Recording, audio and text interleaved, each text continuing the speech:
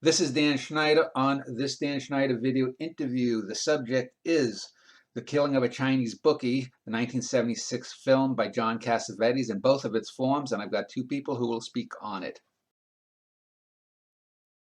John Cassavetes' The Killing of a Chinese Bookie is a 1976 American film. In my opinion, I think it's the greatest and most authentic gangster film ever made in America.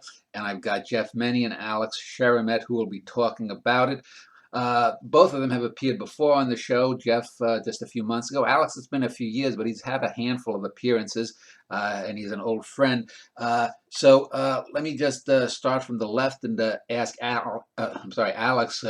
For those who don't know him, who is he? What does he do? And opening volleys on the film.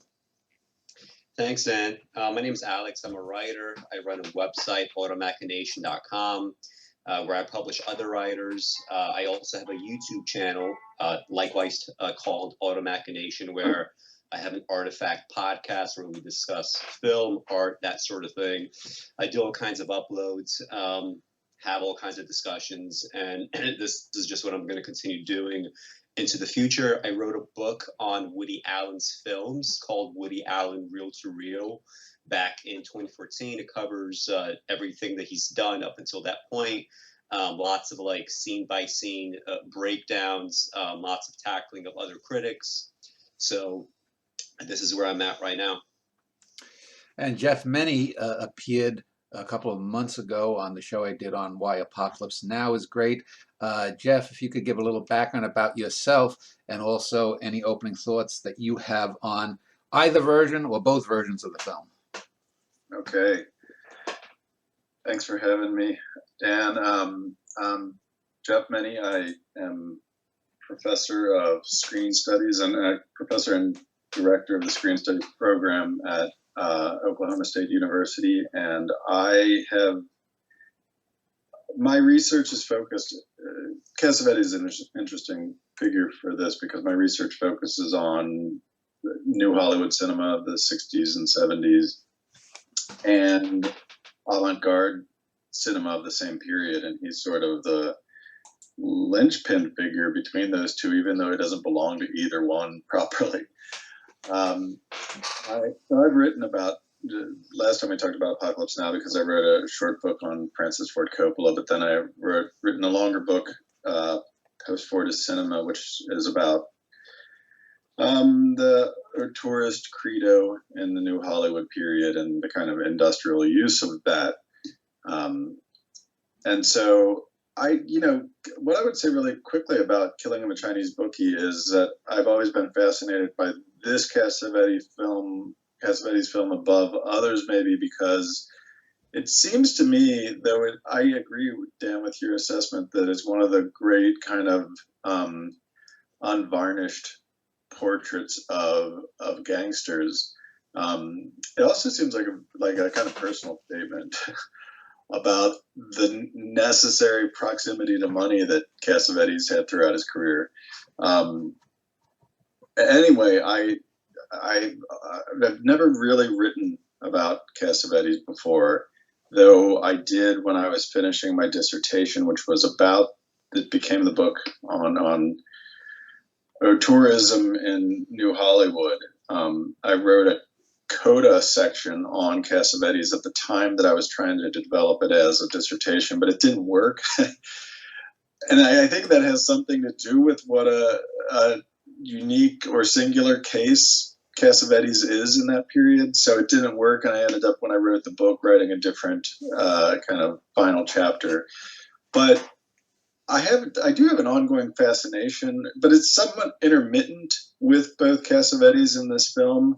And I've never had a good chance, or never felt maybe the ability to formulate my response to this movie. So I'm interested to talk to you and Alex about it today.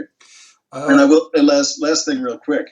I am more interested in the 76 cut than the 78 cut, and they're very different movies. I mean, it's interesting. I mean, they're the same story and the same character and everything else, but the way he cuts it up for the 78 film he changes the narration. He adds certain parts to it's very interesting what he did.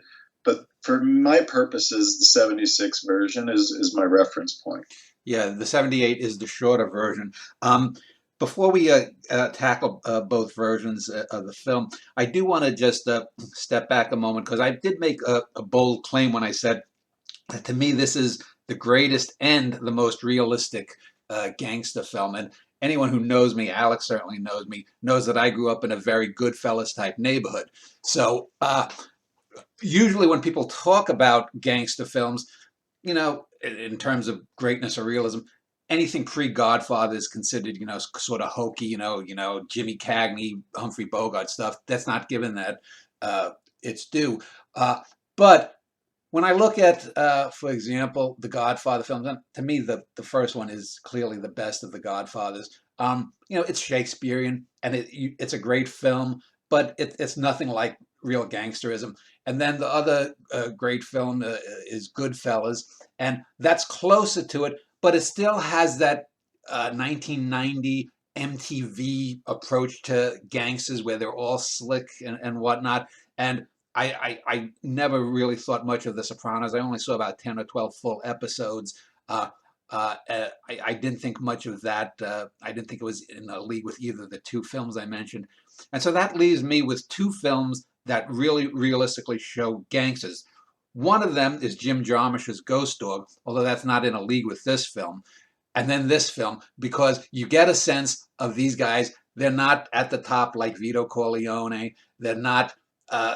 They're bumblers. They're idiots. But they're not cartoonish. And so that's the realistic aspect of it. So let me just address that first, and then we'll talk about the greatness. Jeff, let me just start with you, and then I'll go to Alex. What do you think about the realism, if you have an ability to discern it as I did? Yeah, I mean, I don't have any background with it. I grew up in the suburbs of Cincinnati, so there was not much. It wasn't like this is West Coast. There was no East Coast experience of gangsterism in my life. But I think what's great about this movie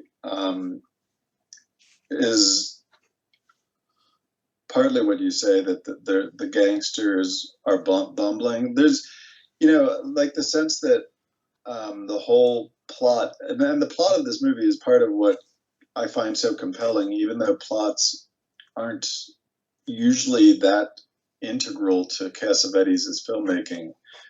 But the plot of it, that, he just has a good location on Sunset Strip, and these gangsters are sort of interested in stealing that out from under him. And they set him up on this task that they think is an impossible one, and that it's a suicide run, and yet he comes through. So I like that. I also like, in terms of realism or authenticity, I like that for Cassavetes is almost always interested, maybe always interested, in just the contemporary moment. And so one way that The Godfather differs, of course, is that Coppola displaces the story into, even if it's the recent past, it's the historical past, so that he doesn't have to deal with hippies, for example.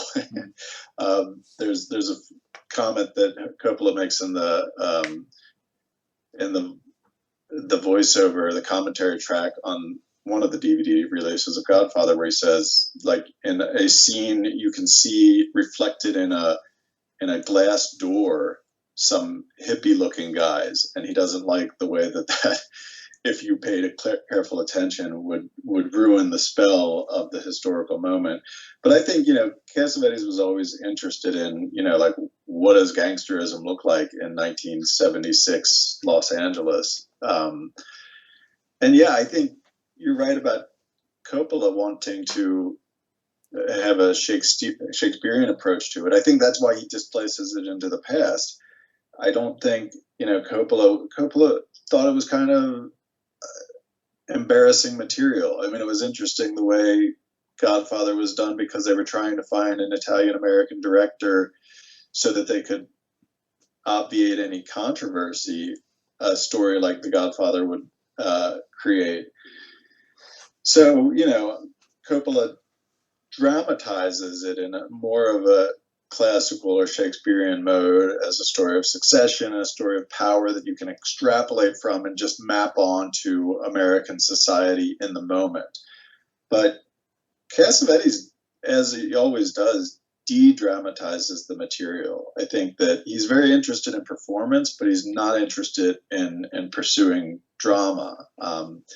So anyway, that's part of my interest in it, is that it is contemporary. It looks like Los Angeles in the moment. The characters are plausibly plucked from that moment, and he de-dramatizes it. So it's a totally different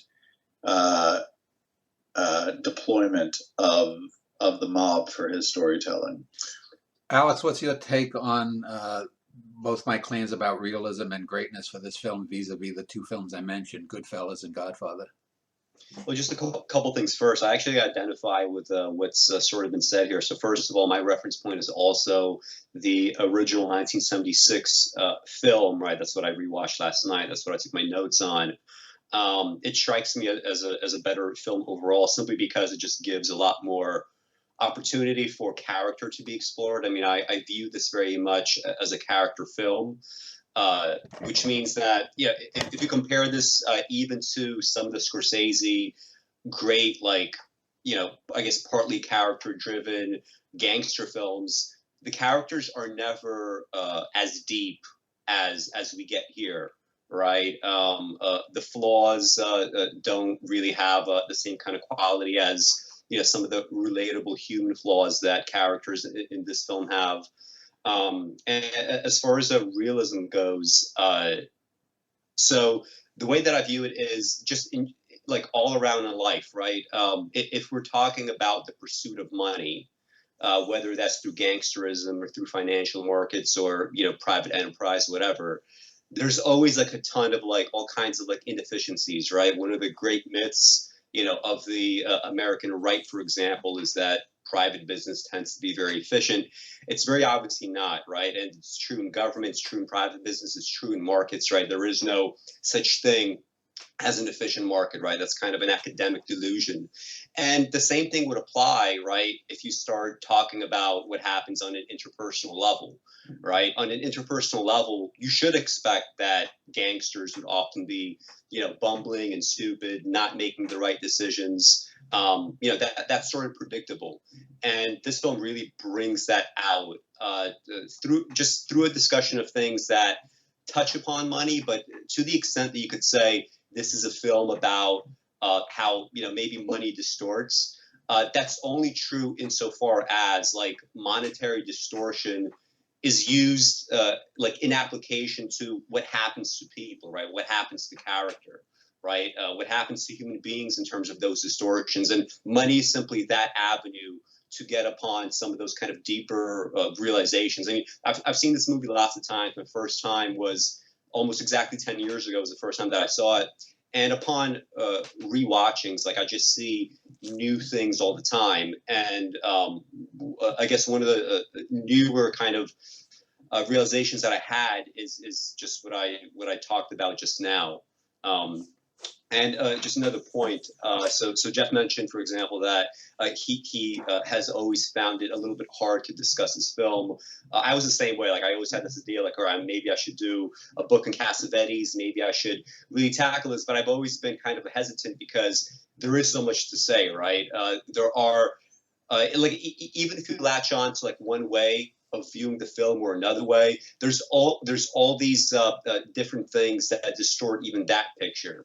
Right, and we're going to talk about some of that as this show goes on. But I'm interested in seeing if we could come to some kind of conclusion about like if there is some sort of totalizing point or a set of points for this movie. Like, what is that exactly? And to not be afraid to in fact tackle that, even though it is difficult, it is intimidating because there's a lot of stuff. There's so much that whatever you might say about it, there's so much that could undercut that as well through some other scene or some other snatch of dialogue. Jeff, you had mentioned the way Coppola approached the Godfather, and he did it with sort of kid gloves. He didn't want to do it at first, and I'm just wondering. That got me thinking. I wonder if Ghost Dog and the Cassavetes film Bookie here, that because he wasn't Italian, neither of them were Italian, whereas both Coppola and Scorsese are Italian. Maybe they were less sensitive to ruffling the feathers by showing these mostly Italian gangsters as, you know, the scumbags that they really are. In Coppola's case, he wanted to make it Shakespearean, and you know, like I said, the more MTV slick Goodfellas was Scorsese's approach. Do you think that played a part maybe in their approaches? Gosh, I mean, I had never reflected on that, but I think that there is one thing that's interesting to me about Cassavetes is he does, and some of what I think his authenticity is he does seem to have an understanding of a kind of the masculinity of a certain generation, and that generation, you know, is he embodies it in some respects. I mean, maybe it reaches back to his father's generation, but it's the fact that he, Ben Gazzara, and Peter Falk were all very close in age. You know, they would have been coming of age during the Second World War, and they very much are kind of like, you know, kind of from American ethnic backgrounds. So, you know, in some respects, I think like, though he's not Italian American, he's still in touch with the kinds of masculinities that were produced by the sort of those first generations of different ethnic groups in America. I think the fact that he's not nostalgic for any of this. I mean, part of it is that they do reach back to the past, both Scorsese and Coppola. You know, they're like looking back on either their neighborhoods or an imagined past. You know, and I guess, you know, Scorsese's the one, or pardon me, Cassavetes is the one that told Scorsese he needed to make films about what he knew and, you know, set his stories more in his neighborhood and draw on his own experience more. So they're sort of doing the same project in some respects when Scorsese does Mean Streets and Cassavetes does Killing of a Chinese Bookie. But I do think that there's a way in which that Cassavetes never cared to sentimentalize anything. He was never nostalgic for anything. And that has, like, part of my interest in Cassavetes has something to do with the fact that he's not interested in method acting the way that Coppola so clearly is interested in method acting. And I think, you know, Scorsese and De Niro's partnership is premised on the philosophy of method. So Cassavetes is doing something quite different. And I think some of it has to do with the fact that method is actually rooted in an invented past for a character. And I don't think Cassavetes cared about the characters having a past per se. It's the fact that it's present tense. Like, performance for him is like what you generate in the moment, and like perhaps like future tense, but it's not past tense. And I think that's a key distinction, is that he's not interested in the method philosophy of creating a sense of origin and motivation for characters. And once you have a sense of origin and motivation, it's easy to fetishize it, and it's easy to become nostalgic. I think he circumvents that altogether. Alex, do you have any comments on that? Yeah, I think it's kind of funny to think about, you know, like Scorsese as or Coppola as, like, you know, the Italians and Cassavetes as the Greek, probably because, like, just living in New York City, I've often made this observation that the Greek immigrants and the Italian immigrants, they're kind of like a mirror image of each other. Like, even in terms of neighborhoods, you go to Bay Ridge in Brooklyn, it's primarily Italian with a little bit of Greek. You go to Astoria in Queens, and it's flipped, right? It's primarily Greek and a little bit Italian. And when you see how they sort of carry on amongst each other and with others, how they interact, there is lots of commonalities, right? There's also this kind of masculinity that is very common. When you think of immigrants, especially as they're coming from places that are, let's say compared with like the rest of Europe, not as fully developed, right? I mean, there are places in Greece and Italy where you still cannot drink the tap water, right, because it's considered unsafe. It's and speaking of masculinity, like like I don't know what Scorsese was like in his personal life, but when you look at interviews that Cassavetes has done with his friends, whether it's like Peter Falk or Ben Gazzara, they're constantly, sort of giving each other shit. Like they seem to have like pioneered what is now considered like masculine podcasting. Shows like Come Town, where people just come together and they just do manly things and say manly things. People like Maddox, whatever, they sort of did that from the beginning, right? And this comes through in the films of Cassavetes quite a bit, right? Whether it's this film or something like Faces, right? You see masculine egos like butting heads, and as far as like being nostalgic for the past. I agree that even in this film, right, he's not really looking so much into the past, right? There's this kind of feeling of things being static, right? So in the longer version of the film, there's a conversation that Ben Gazzara's character, Cosmoetica, has with the cab driver. So the cab driver comes into the bar and he's like, come on, like, I got to take you home. I could tell that you're drinking too much. And they start talking about their pasts. And to some, this may be a throwaway scene, but a couple of interesting things happen. So, like, first of all, Casmoetica seems to have forgotten the cab driver's name, which I believe is Eddie. This seems a little bit throwaway, but it kind of captures a lot of what goes on in the film, just in general, where Cosmo is just really he's self-absorbed, not in the sense of like being narcissistic, although he kind of is. He's self-absorbed in the sense that he's constantly in his own head, right? He always has these fantasies about the way things are, perhaps the way things ought to be.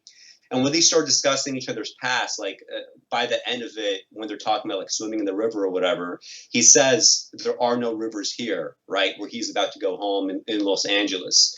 And you don't really get that much about the past of Cosmo. Like who was he? Why is he so good at shooting all these people? How can he enter a compound full of gangsters and kill the head guy and not get murdered himself, right? How can he end up in this warehouse and end up killing everyone that's trying to kill him? How is he able to get respect from like that flow gangster, right? To the point where he just kind of leaves it alone and says to the Seymour Cassell character, Morty, I believe, Morty, this is your problem now, right? It seems like there is no actual past to latch onto. And even in other scenes where he seems like he's just like bullshitting with the strippers or whatever, a lot of interesting stuff happens there. Like he comes in and he starts talking about like in very generic terms, what are the news? The market is down. Women's fashion is changing. Skirts are becoming long again.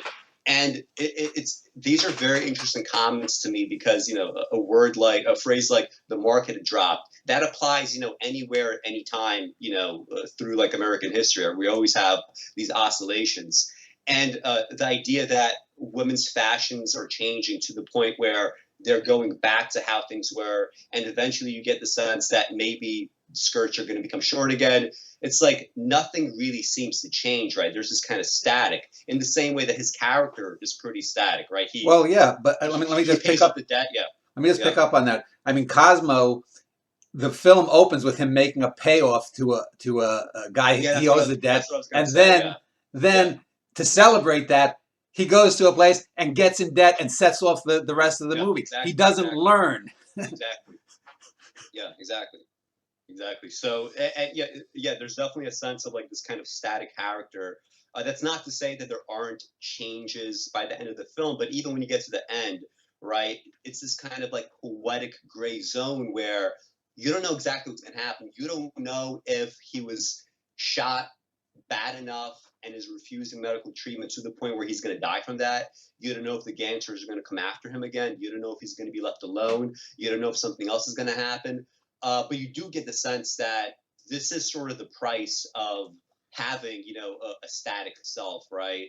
Static meaning in the worst, not that you can't have some parts of you that ought to be static, but like everything is still kind of up in the air by the time the film ends, right? Including what he has or perhaps hasn't learned, through this experience, right?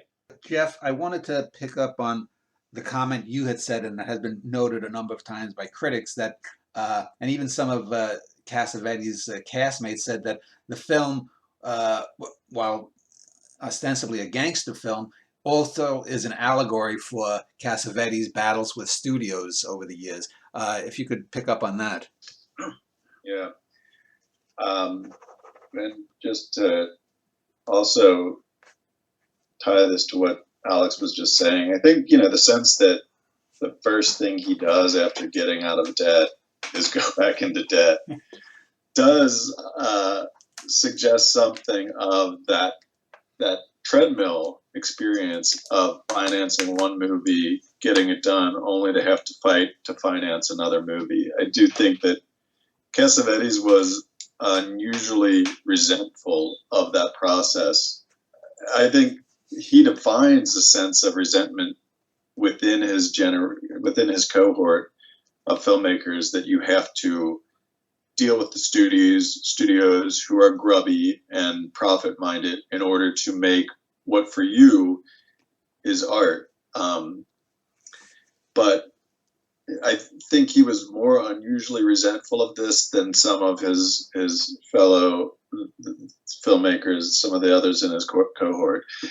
And so, I think part of what's static about it, I think, is that one, that it is just a process of repetition. That in some respects, if he doesn't go on to do the next project, but the next project is necessarily financing, that there's no sense of friction in his life. He kind of thrives on that sense of friction.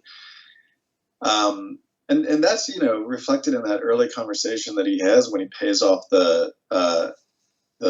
his final payment on his place to the character of Marty, who is played by Al Rubin. And he pays that, and then he says, now you can go work for yourself. Marty says this to Cosmo, and Cosmo seems testy about it instantly. It's not clear why he would be testy about it. And I think what he's testy about is the suggestion that he has to work for himself, that he doesn't actually think of what he does as working. And he thinks that Marty and Marty's can only characterize what he does in terms of work and in terms of business. Cosmo says to Marty, I'll do business with you, but you're a lowlife, Marty. It's like, no offense. And so that's the beginning of, and there, I can enumerate this because I do think this is a key theme in this movie. There's a sense that the world outside of the Crazy Horse West is a world, there's class society, that Cosmo has no interest in class society and American capitalism. He says at one point, it's all just paper. But within the Crazy Horse West is a world, some of the stasis that Alex is talking about, I think actually comes from the fact that it's just Cosmo's ideal world is a world of pure sensuousness. He likes to drink. He likes the world of flesh. He likes performance. He likes musical numbers. And all of that is just pure present tense for him. But outside of that is the world of class society and the world of financing and paying down debt and the schedule of debt payments and so on. So the two worlds are kind of held apart from each other. If there is a heroic act for Cosmo, it's that he is constantly able to do that or trying to do that on behalf of the people that work with him. He's created a company. And it's weird because it itself would be considered grubby from any objective standpoint. He's running a strip club, but I don't, somehow in his mind, what he is running is not actually a strip club. It's something more dignified than that. Well, he views it as his art, and them as artists. Yeah, and when when he gets back in debt after the night of gambling, he's leaving drops off one of his girls at her home, and she's worried, like, will I have to find another job now? She's like, I'm 5'2". I don't know that I really qualify. I'm not the ideal woman for this job. It seems as though he's employing somebody that might not be employed by other similar outfits. And that's just the world of money. That's the world of class society. That's the world of credentials that he's trying to keep at bay for himself and for them. So I think that's like part of how the stasis is produced. It's like two registers of static experience. The one is the treadmill, which is actually cyclical, of financing a project, finishing it, seeing if it becomes profitable, and then having to go out and find financing once again. And this is, by the time of the 76 movie, Killing of a Chinese Bookie, Cassavetes had been through this over and over, and he had unlikely successes. For example, with Husbands was reasonably successful, Faces was reasonably successful, and then he did get financing. He worked with studios, for example, on Minnie and Moskowitz, Ned Tannen doing the kind of youth division within Universal, sought out Cassavetes for a project, but of course that project was not profitable. So it's that cycle of, the studio roster of movies that are constantly like being invested in hopes that they can be redeemed for some kind of profit that can be plowed back into the studio schedule. And then the other register of stasis is an aesthetic register. It's the register of pure experience and pure present. And that's what Cosmo, the conjuncture of those two things is what defines the conflict of this movie. And I think it's the conflict of Cassavetes' life, which he is openly identifying at the same time that he's publicly resenting it. He's very resentful of the fact that he has to do this over and over. He has to prove that his movies are worth making, that they have value in the calculus of studios. But that, that the reason that he knows, he thinks of it as a necessity, that conjuncture, that aesthetic realm is only bought for him and his friends and his company if there is some connection to financing, but that the other realm is a pure present. It's a moment of pure experience. It is the invention of America all over again each time that he thinks Frank Capra was maybe the person that modeled. He does it in a much different key. So yeah, I think it is very, very much readable as allegory, in which the two terms of the allegory are in correspondence with the strip club to the Hollywood studio, or pardon me, the gangsters are the Hollywood studio people, and the strip club is the art of filmmaking. Alex, I wanted to ask you a couple of points. I talked about the realism, and 2 points that come to mind is, one, when Cosmo is dealing with these guys, he's clearly not dealing with the Vito Corleone of L.A. He's clearly not even dealing with the Paulie, the mid-level guy in Goodfellas. He's dealing with, these bumbling, what we would call soldiers, and that's realistic versus, say, the early shot in Goodfellas where the Ray Liotta character played by the kid, all the gangsters come out the first time he's nabbed and he gets off, which is totally unrealistic. And the second thing is, and I think, having read some of my books, that my first introduction to the term New Wave wasn't in film, but growing up as a kid, they were called New Wave gangsters of the late 60s and 70s. This is when other ethnic minorities started coming in the 60s and 70s and challenging the mafia. And here you get that.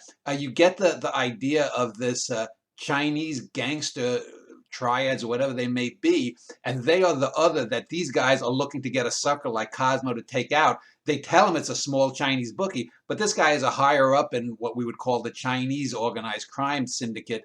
What is your take on maybe even the racial aspects of this film too, because that's something that I think has gone uncommented on.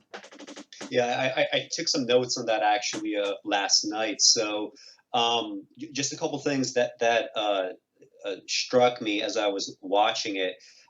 So first of all, when the Italian gangsters start to like sort of characterize these, well, they don't call them Chinese triads at first, right? They're pretending that they're kind of, this is a low level bookie. We don't know for a fact that this is what he is. Like Morty eventually says something like, "Oh, he was in import export." But the name of the movie is still The Killing of a Chinese Bookie, right? So what does that say exactly? Like that kind of distortion.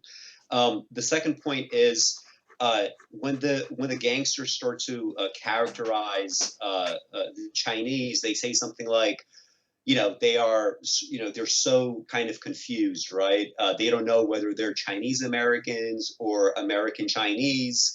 And this sounds like just like a dumb comment that, like an ignoramus of some sort might make, but it goes, I think, deeper than that, right? So many people in this film are essentially confused, and it doesn't really matter what direction or what tack they take. You could still see the confusion. I think this movie is a lot about just kind of like the personal work that people engage in, the meaning that they get out of this work, even if this work is not necessarily all that valuable. It could be the thing that sort of pushes them forward. And in the same way here, we have this kind of confusion. You mentioned Ghost Dog earlier.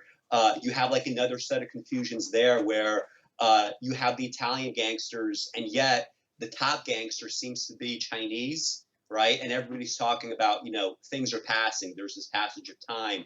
Things are changing, and I guess you do get a little bit of that sense here, but more than anything, like that comment, right? They're Chinese American or American Chinese. They don't know what they're doing or who they are. That is deeper than some sort of racial stripe. Like the racial stripe might be there to kind of get at it, but I think more than anything, it speaks to the internal confusions that everybody's experiencing. The fact that Cosmo, like even if he's after work, right? There's that great comic scene in the middle of the film where after he ruins that car, he gets in the phone booth and he starts like shouting, like, "What number is it? Is it PAR Paris? Like you've been there for how long? You don't know the numbers." Like he's so concerned about work, and yet he's doing so much to take himself off that path, right? He spent 7 years paying off that club, gets into debt again, right? And constantly, in this, in this situation, right? And I think the racial tensions, to the extent that they exist there, they're just kind of, they're a way to probe these much deeper elements going on in the film. I'm not, maybe you were thinking of something else, and maybe you noticed something else, Dan. Like what else would you say about the racial tensions there?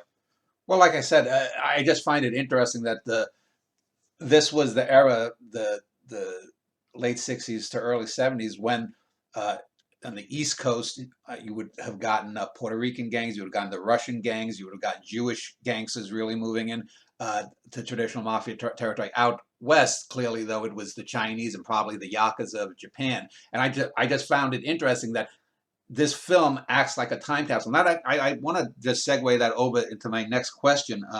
And I want to start, do you have a comment, Jeff, on that? Or I want to ask you something else, though.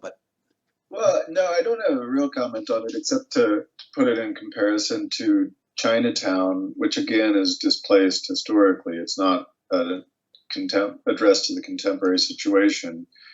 And it's, very intentionally nostalgic in style. But I do think there's a way in which in Chinatown, there's like a sort of analysis of social class and the hierarchy of society, in which a certain segment of society is racialized so that the crimes of the community leaders can be concealed in that segment of society. This is Chinatown, Jake, forget about it. But it is interesting that after Cosmo does his hit on the supposed Chinese bookie, that that it's on the news. I mean, the people are, the media is on the scene. It's not something that is forgotten or brushed under the carpet the way Chinatown supposes that, that the racialized area of town can just be the sort of like void into which these kind of crimes go. Like here, it is covered. It's an event. So that's the only thing I wanted to say. Okay. Well, I wanted to ask you, Jeff, there's a term, and I find it a quite noxious term in the last decade or so that's come around in film criticism. And it usually is thrown at bad films, films that are special effects laden. And that's the term world building. And I hate the term because it's like, oh, we're going to have glitz and glam. We're going to have this. We're going to show the aliens. We're going to show that. And it's at the utter sacrifice of character. This film, however, shows 1976. It shows the bottom of the barrel, if not the very poorest, the poor people, how they get to struggle. It's world building, but it's also very much a character driven piece. I mean, not only Cosmo, and I think Gazzara just is dominant there. You look at a character like Tim Curry's character; he's an asshole to the other gangsters. You look at the strippers; they're humanized. They're not just pieces of flesh. Even one of the strippers' mother, the black girl he's fond of, Mr. Sophistication. You had said earlier about no one would employ this stripper girl. Who the hell but Cosmo would employ this reject from vaudeville? And so talk to me about the contemporary idea of world building versus this world building, which I think is far more truly world building. Well, I mean, it goes back to Cassavetes' contempt for the profit motive of the studios. I mean, contemporary world building is all about like expanding out intellectual property. It's like the Marvel project of you can have like introduce enough characters that the franchise is the dynamism of the franchise is continually generating new television shows and new movies. Cassavetes doesn't have any interest in intellectual property to the extent that a world is built, and I think it is an obnoxious term because that's the project of all art in some respect, is to build a world. And so like the fact that for Cassavetes the world doesn't need to be built so much as observed, and there is a richness of detail that he can like just set characters in the social fabric and activate all these parts of the world, such as Chinese gangs making inroads into Los Angeles underworld activity. So I think that there's a way in which he doesn't have to build a world. He has to like set characters. I do think he's interested in character building or opportunity for character exploration. And in that regard, I think that the reason, the character,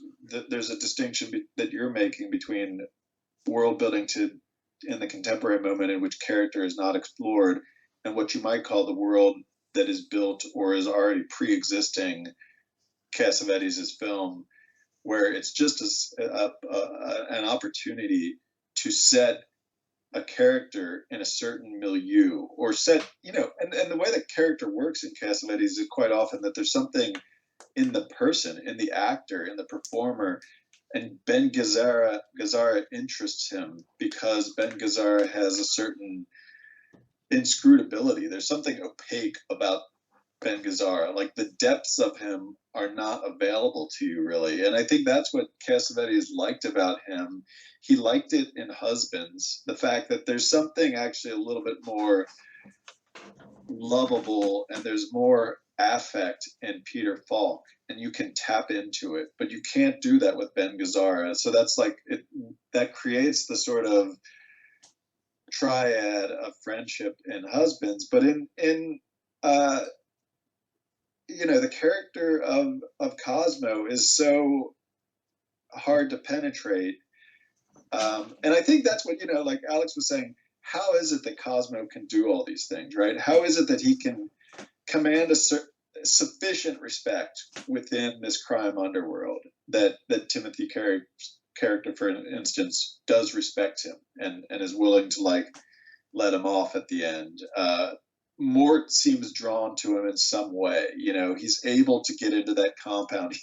He gets the burgers to distract the dogs and gets into is it Benny Wu? That's actually the Chinese crime kingpin, and gets into his compound and kills him. Like, how does he do all these stuff? I think part of it is that like he is an undecipherable character in some respects, and I think like that's the great thing that like Ben Gazzara has as an actor, is always suggesting some depth that can never actually be located or identified. Alex, do you have a comment on the world building stuff or anything Jeff said? Yeah, I mean, in general, I agree with your kind of, I would associate something negative usually whenever someone uses the phrase world building, something because, it's not that there's anything wrong with world building. I mean, you can, but it reminds me a lot of like, I remember when I was like 10 years old and I first started thinking like maybe I should do some writing. I was reading this book, How to Write Science Fiction and Fantasy. And as I was reading it, like there were all these like tips, right, for how would you introduce magic into this world, and a lot of it was, even at the time, I just sort of realized like, this is pretty generic advice. This isn't exactly what I want to do, right? What if you want to build your world in a completely different kind of way that doesn't, that's not merely about something that's glamorous or something that is lowest common denominator, right? Like what if you want to do what Jeff said, which is you already have a world that exists, right, in terms of just like realism, and you just populate it with characters, right? Those are your creations, and you watch how they interact in that world. That's obviously a lot more substantive. And to get back to the idea of race a little bit, so when Benny Wu is confronted, right, by Cosmo, and he's about to be shot. Last night when I rewatched the film, I watched it for the first time with closed captions, and the first few times that I saw it, I just assumed that Benny Wu was just kind of like mumbling something to himself before dying. But in fact, he was actually saying things like, like I'm a bad person. He was actually like very kind of, self-flagellating. There was this kind of realization that he had about his own life. And interestingly enough, like even if you could say the Italian gangsters are, ignorant and stupid, when they said these people don't know who they are, well, Benny Wu does not really know who he is, right? He's unhappy with himself, right? He's unhappy with the things that he has done, right? And that is also, a world building, but it's done through the avenue of character first, which is specifically why the film succeeds in the ways that it does. So let's talk about Ben Gazzara, because this is one of those films that I can't imagine any other actor pulling off for some of the reasons Jeff mentioned. And even though Gazzara was a very fine actor on stage and in film, he was in a number of roles. The one, How to Plan a Murder, was he in that one? He was the officer there. He was in a few of these films. When I think of him, this is his role. This if you want to use the cliche, this was the role he was born to play. This is it. Ben Gazzara, as good as a young De Niro might have been, or even an older De Niro in the 90s, I can't imagine anyone having that inscrutability the way Gazzara does here. From the first moments we see him getting back into debt to the last moments of him on the phone, with the blood on the telephone booth, to his soliloquies with the mother of the girls, to listening to some of the girls when he has them camped around him and they're huddled down, to the way he deals, as you said, with the Carrie character, who's a real asshole, to the Morty character, even the way he treats Mr. Sophistication. It's such a great and nuanced performance. And even in the long version, which is like 135 minutes, 2 hours, 15 minutes, 20 minutes, whatever it is, my God, I mean, you don't know anything about this character's past, but you know this character by the end of the film. And it reminds me, I don't know if you know, Jeff, but let me just start with Alex. It reminds me of the autobiography of Lauren Eisler, who is a great science writer, who writes this autobiography, a great autobiography, yet we don't even know the name of his wife. We don't know anything personal about him. So, talk to me, Alex, your take on Cosmo as a character and Gazzara acting him. Yeah, I agree with this assessment. I mean, part of the reason why it works so well, well, there's a few things, right? First of all, this kind of controlling the whole movie. Obviously, Cassavetes seems to understand how good Gazzara is specifically in this kind of role. So because of that, you have tons of like little techniques and even honestly cinematography that lends itself specifically to his character. Like at the beginning, when you see him meeting the Morty character to finally pay off this debt, the camera just stays for the whole time on him and only on him. You don't see what Morty, like you hear what Morty's saying, but you don't really see him yet. It sticks. It stays on Ben Gazzara as he does his, his various intonations, his grimaces, the way that he, suddenly, turns on Morty and calls him a lowlife. And part of the reason why it works is you you need someone that is, on the one hand, pretty masculine, but also has like some sort of like odd, like sexuality to him. Someone that is like kind of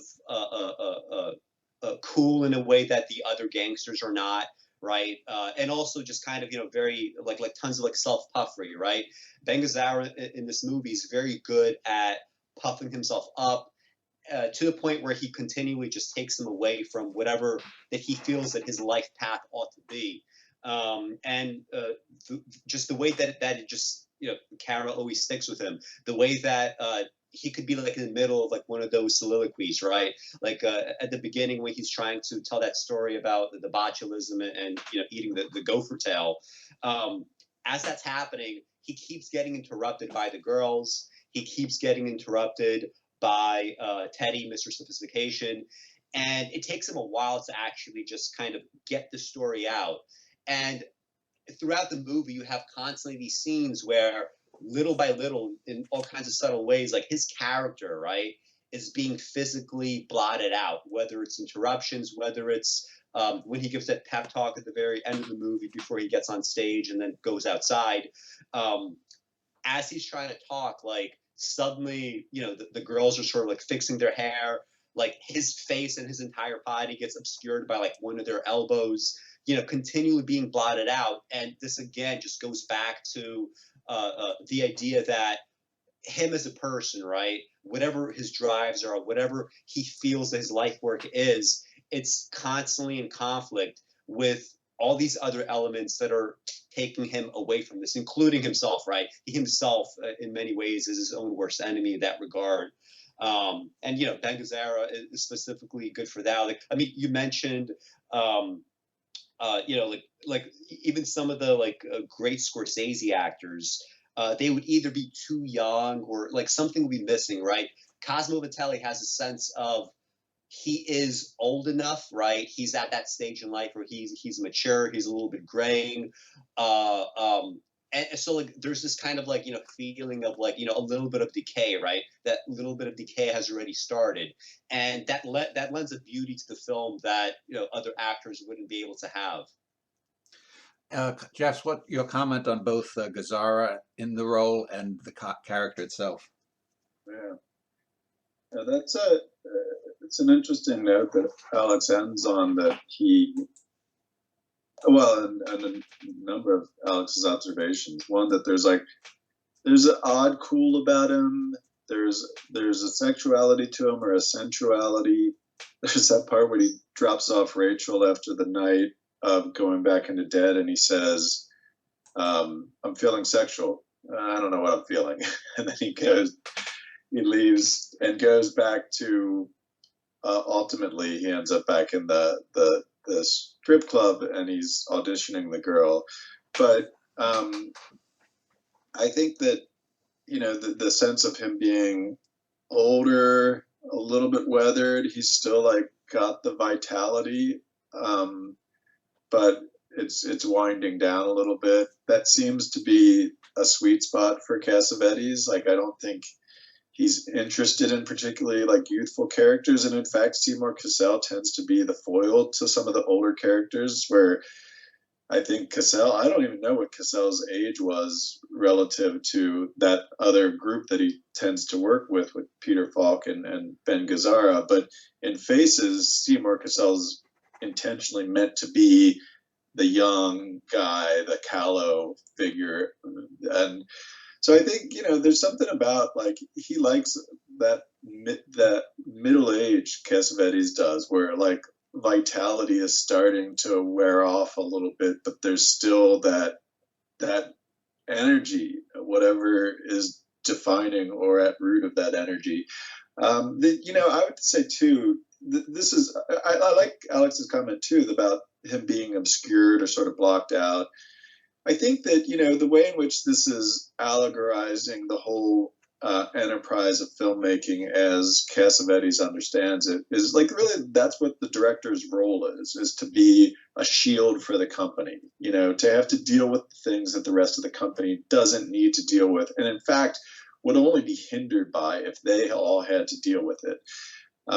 So, when you think, there's one of my favorite scenes in the movie, actually probably my favorite scene in the whole movie, is when the gangsters give him the car and they charge him with his mission. He's supposed to go kill Benny Wu. They give him the car to use, and then the car immediately, like, dies on the expressway, and he ends up running over to a phone booth.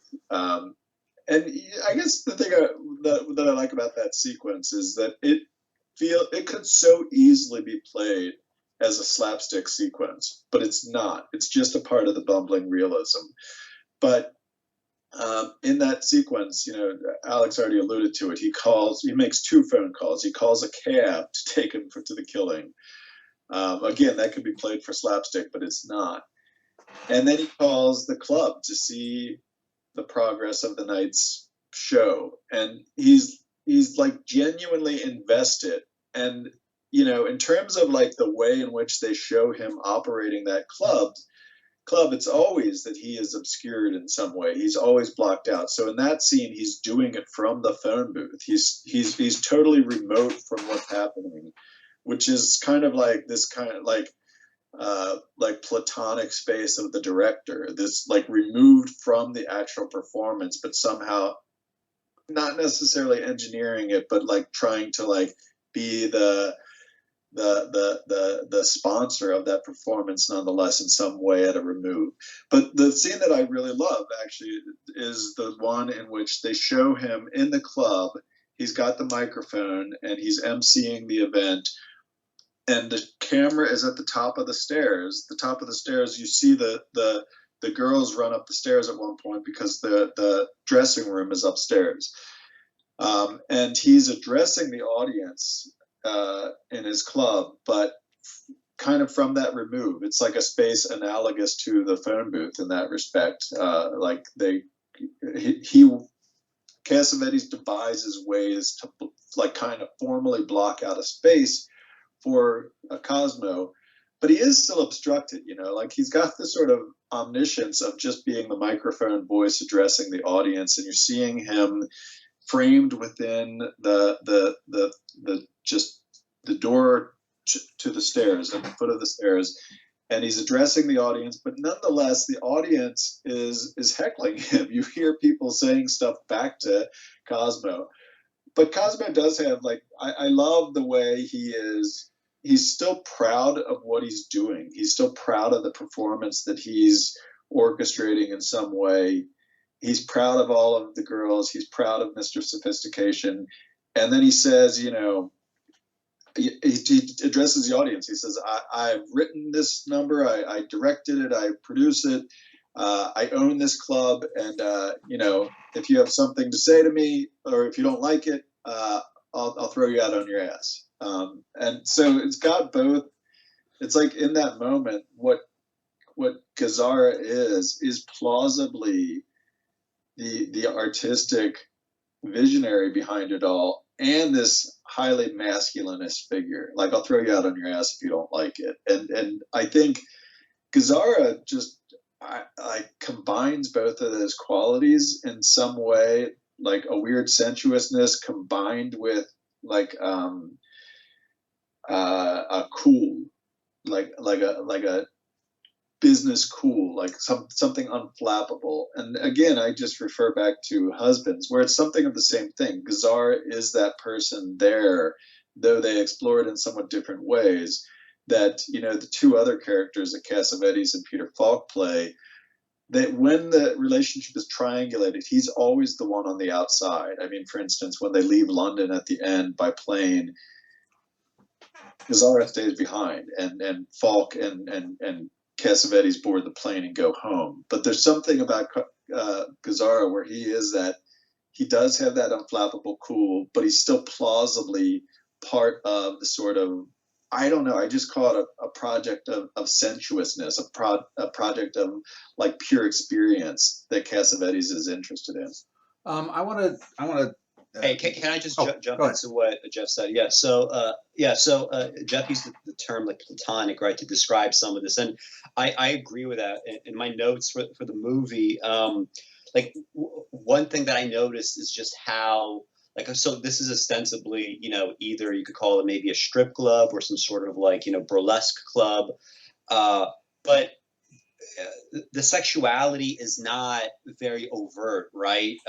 Like Cosmo has like some sexuality in him, but it is tempered by that coolness, right? He is sort of detached, right? There is a platonic quality throughout. And to people that have already seen the movie, this wouldn't be very obvious upon rewatching, but for people that are watching it for the first time, one thing that I realized is you wouldn't even know that Cosmo and one of his strippers, Rachel, are in a relationship. And you don't actually know they're in a relationship with each other until the scene where he tries to get a new girl to audition and possibly have sex with her or whatever. And I found it very interesting because you see interactions with Rachel before, right? He says something like, "I feel sexual," then I don't know what I feel, then he just kind of walks away. But he's also interacting in a similar way with these other women that he ostensibly does not have any kind of sexual relationship with. So it takes like it takes that level of dysfunction with Rachel, that particular scene, for you to even know about the relationship, and that just casually tells you how dysfunctional their relationship really is, right? Just structurally, it's a very interesting choice that Cassavetes makes in the movie. Before I start wrapping up and getting towards the end of the film and summations, I wanted to comment on Cassavetes and the way he is as a filmmaker. We'll talk a bit about technique in a moment, but I look at Cassavetes and I compare him to someone like Dickens, but totally different in that he's not moralistic. And as Jeff was speaking, a poem came to mind that someone had written. And I just want to read it. It's a brief poem, and the last line to me sums up Cosmo's life. It's a poem by James Wright called "Lying in a Hammock on William Duffy's Farm." And it was in my mind because he was a friend of Robert Bly, a poet who recently died. So it goes, "Over my head, I see the bronze butterfly asleep on the black trunk, blowing like a leaf in green shadow. Down the ravine behind the empty house, the cowbells follow one another into the distances of the afternoon. To my right, in a field of sunlight between two pines, the droppings of last year's horses blaze up into golden stones. I lean back as the evening darkens and comes on. A chicken hawk floats over, looking for home. I have wasted my life." And to me, this is the last final scene of the film, the "I have wasted my life" moment that I think Cosmo gets. And if someone wants to actually read the poem, it's a very plain spoken poem. And I was thinking the comparison of Dickens, and there have been people who have been writers posited as the American Dickens. But to me, Cassavetes, the filmmaker, is the closest to an American Dickens that we get, except he's got that grounding. He isn't moralistic. He isn't didactic. Jeff, what is your comment on the Dickens poem connection to? Well, I mean, I had never considered Cassavetes in that way, but it is interesting that, you know, that Cassavetes famously quipped, you know, maybe there was no America, maybe there was only Frank Capra. And I think that there is a sense that, like, he did appreciate something about Capra, but not the moralizing side of Capra. I think that's a good way to think of him. That to the extent that, I mean, to the extent that there's something like Dickens in him, it's not moralizing at all, but it is the richness of detail. I think that this, I mean, what's odd about Cassavetes is, as a filmmaker, he shoots so much in close up. At times, you think he doesn't care about context, but then he does. I mean, there's a lot of long shot. And there's a great essay, actually, one of my favorite pieces of writing on Cassavetes by Yvonne Margulies, she says that, there's this kind of telescoping that happens in the way that he observes the world, where he's apt to do stuff in very tight close-up because he cares so much about the actor's performance and the face and expressiveness of the actor. But then, too, there is this kind of like this, I guess, oscillation between the close-up and the long take that is always situating it within a social milieu. It's always very attentive to the context. And as such, this is really a great portrait of Sunset Strip, and it's really a great portrait of 1976 Los Angeles in a way that not many films are. It's certainly not the case. Like, Chinatown is not interested in portraying contemporary Los Angeles. It's more interested to confect a Los Angeles of the mind. But for Cassavetes, there is like the richness of detail and a sort of naturalistic treatment of it that would put him in a tradition of Dickens if you desentimentalize Dickens. I think that James Wright poem is a great poem, and that final line is like really undercutting of what you expect. And I think that's what, the Benny Wu confession when he's about to be shot by Cosmo, that he's a bad person, is similar to, like, whatever this project is that Cosmo's involved in and that Benny Wu, who might be his counterpart, is involved in, which is this creation of a purely sensuous pleasure in this time and space that you're given. Like, once that time and space is extinguished, you have wasted your life at that point.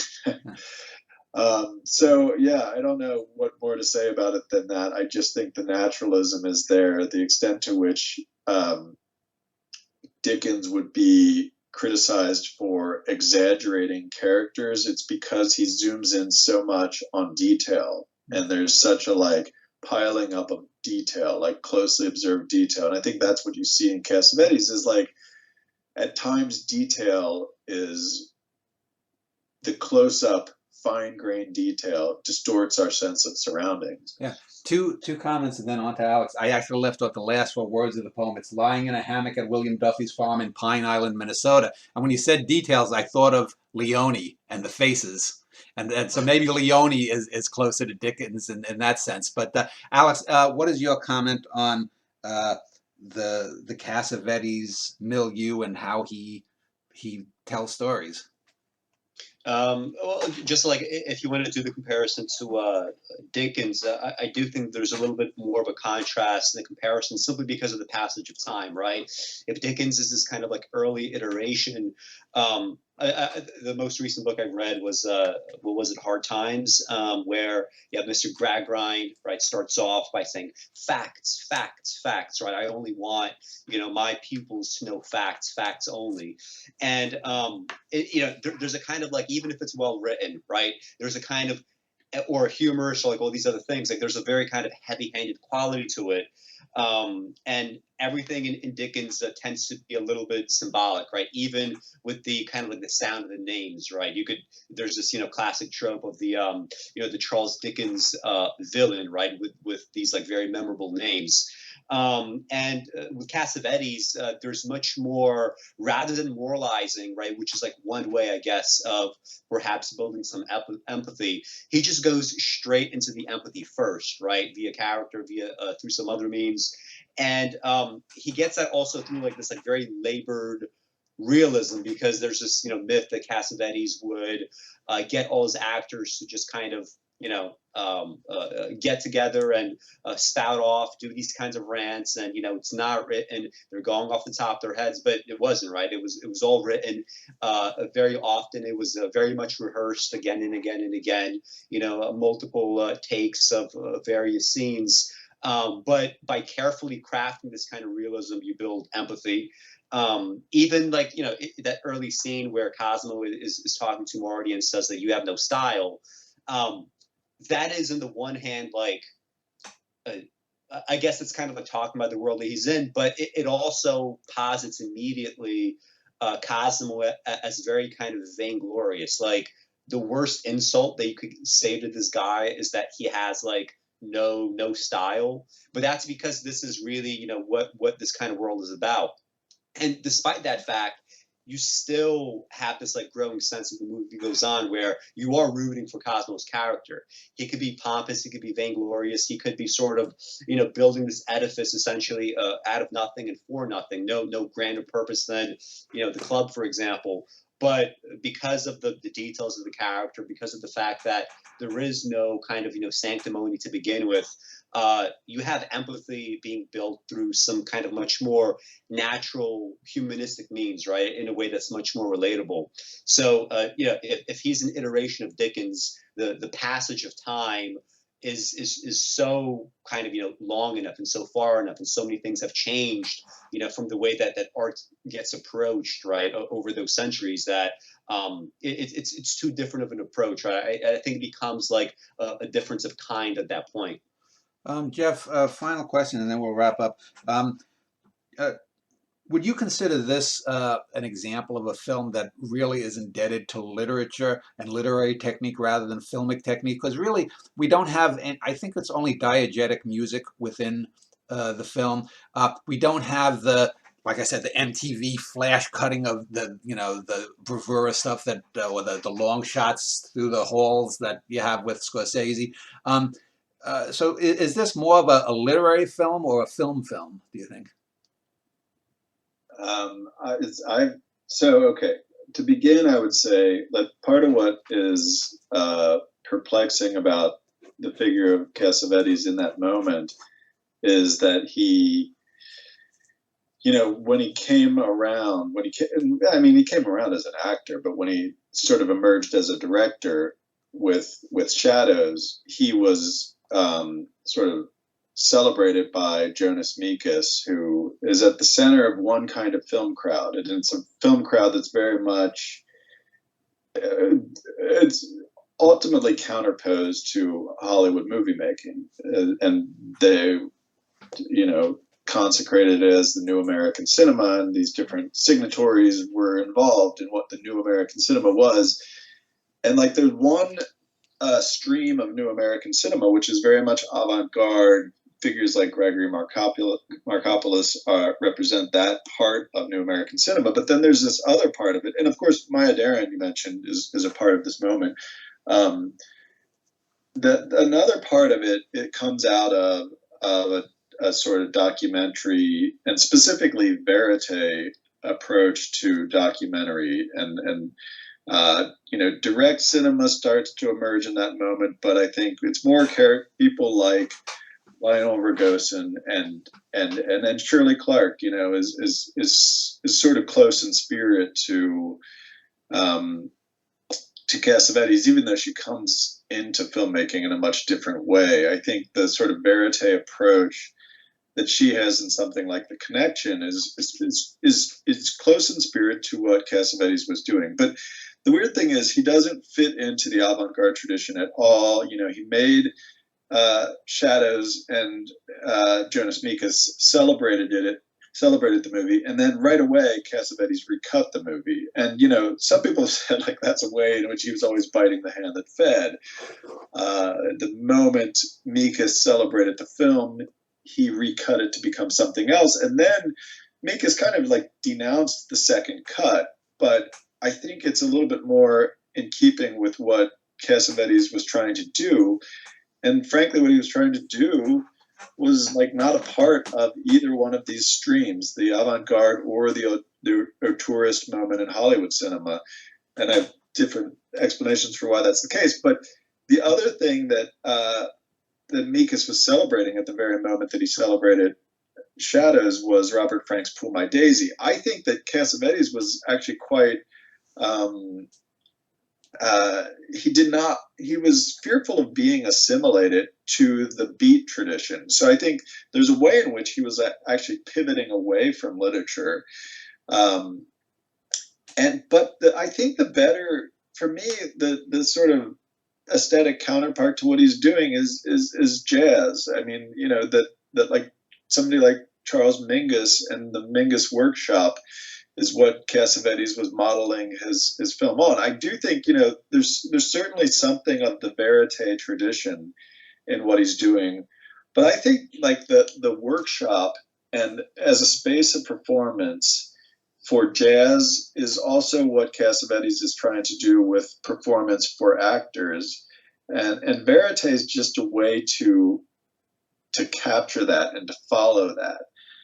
So he doesn't do the formalist stuff that you're talking about, like the sort of interest that Scorsese has in film as like a kind of the film form as something to be foregrounding. For Cassavetes, film form is a part of what he's doing, but what he's actually foregrounding is that workshop environment that he's trying to produce with his performers. So yeah, in that respect, I would say maybe less literary than musical. Like it is jazz as a form of like present tense performance that he cares to reproduce in acting and with his actors. Alex, what is your take on the form of the film, literary techniques, the diegetic music, etc.? I always find it hard to like talk about literary qualities in the film simply because it's very easy to reduce films right to their literary quality simply because like when you think about like the written word and that kind of like baseline communication, a movie will just very often be dependent on that, like to the extent that the dialogue is just so extremely well written, right? I can imagine this being in a book somewhere. You have tons of memorable lines, and even like the use of music. It's not really, it's not always that obvious, and it's not always present. But I mean, like even in the early scene, right, where he pays off the debt, and so he has like a couple of celebrations, right, before he gets into debt again. He goes to this bar, right? He's being driven by that cabbie. And he's sort of like drinking by himself. He's dancing by himself, which strikes me as, right, this is, this seems like it's a lonely character, right? He's dancing by himself, but for whatever reason, he's still kind of happy at this point. And the song comes on that you could easily miss the lyrics, but it's a Bo Harwood song. Bo Harwood did a bunch of music just throughout the films of Cassavetes. And the lyrics are something like, I'm almost in love with you. I barely see you, like I hardly know you or something, and it strikes me as just very appropriate that these are the lyrics that would come on, right? Because this is like about the Cosmo character, isn't it? Right? I'm almost in love with you. Like he's saying a lot of things that come off as pompous, as like self-congratulatory, but you do get the sense that he is very unhappy with many parts of his life. With maybe perhaps like just the way that he is. And in fact, with that final pep talk, right, he pretty much says that, right? I'm only happy when I'm angry, right? When I'm sad, right? A lot of people are like that. I identify with, with those kinds of statements personally. So I do think there are a ton of literary qualities, and the more times that you rewatch it, the more that you start to notice how all of that just tends to come together. So I want to get both of your opinions. Alex, for someone who hasn't seen the movie and hasn't sat through the last 80 minutes or so, why would you say that The Killing of a Chinese Bookie, especially the longer 76 version, is a great film?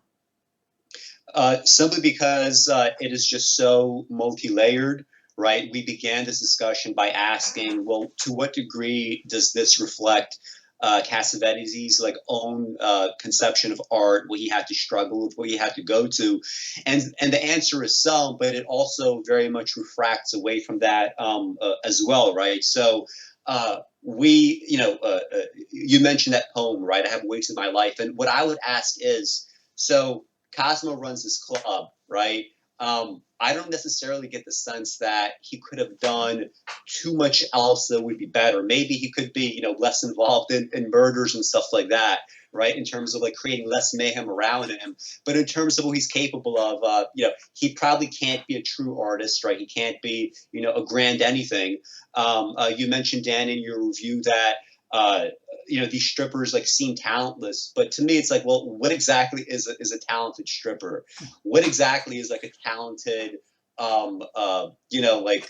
show like that? Because if the attraction is something like bodies, that would be a problem, right, in terms of art. And yet there's still this kind of sense of this is the work that he's doing, this is what he's interested in, and watch how this character continually, despite the fact that this is his fixation, watch how he over and over again takes himself away from this fixation, takes himself off the path that he knows in different ways. And don't you identify with that yourself, right? Because everybody goes through that in some way, whether it's like, the responsibilities of work, family, whatever, right? There's a set of things that you ought to be doing. There's a set of things that you end up doing. And there's also this kind of over voice of, well, can I actually do anything else? And if the answer is yes, what does my life look like? If the answer is no, what would that look like? And can we really condemn people when the answer, as is, I think most people know? And the film really brings out this conflict very nicely. And it's not something that you would ever expect through a film that is like ostensibly like a gangster film, right? Because it's just much more than that. Jeff, same question to you. Why is The Killing of a Chinese Bookie a great film? I would recommend people watch it because one of the reasons I have an ongoing fascination with Cassavetes films is that they are, to me, utterly unlike any other films that I know. The experience of watching them is sui generis. It's distinctive in some way. I feel like, and that's a problem, right, for a newcomer who might watch this movie and just be bored stiff. I think Cassavetes is not really trying to produce entertainment in the way that other filmmakers are trying to produce entertainment. I think you could say that part of why Goodfellas is both a great movie and a popular movie is that it is entertaining. There is that hagiographic perspective on the life of the gangster, that like Ray Liotta has this kind of ego ideal that he is aspiring to and coming into. And that's for people who want escapism, who love that process of Hollywood storytelling that creates an impossible space and then hails you into it. That's thrilling. But for Cassavetes, it's like something totally different than that. And the fact that sometimes these films aren't entertaining is actually like their production of a different kind of opening for a viewing experience that's unlike anything else. And I think, I return to this movie because it's not that I don't find it entertaining. I mean, I do. I think that the performance Gazzara gives is one of the great performances that I know. And it is a performance of a lifetime because he's the only person that works in that role to make it compelling in the way that he does. But for all that, what is not entertaining in Cassavetes is that he de-dramatizes situations. Like he takes all those like affective supports away. So, I was saying earlier that what some people would do with that scene of him having the car break down on the expressway is play it up for slapstick laughs. And he doesn't do that. It's just like a situation. It is a real life situation that is unfortunate and it should be improbable. But the guys he's dealing with are, as you say, these are low-rank gangsters. They can't even like plan this project well enough to give him a car that's going to take him to the bookie's compound or the gangster's compound. So, I just think what's daring about Cassavetes is if you de-dramatize situations and you take away those normal supports that everything that normally supports the spectatorial experience, like what you get is something different and it's more difficult, but like the work that you do watching it is more generative and it is more, I don't know, it's like more adventure in spectatorship than anything else that I can think of. So that's my endorsement for it ultimately, is that a certain kind of person will be repelled by this movie, but they shouldn't be. They should try it. Well, I will link to your university page and Alex's Automachination website and YouTube channel. So thanks for spending time talking about this great film. All right. Thank you, Dan. Thank you.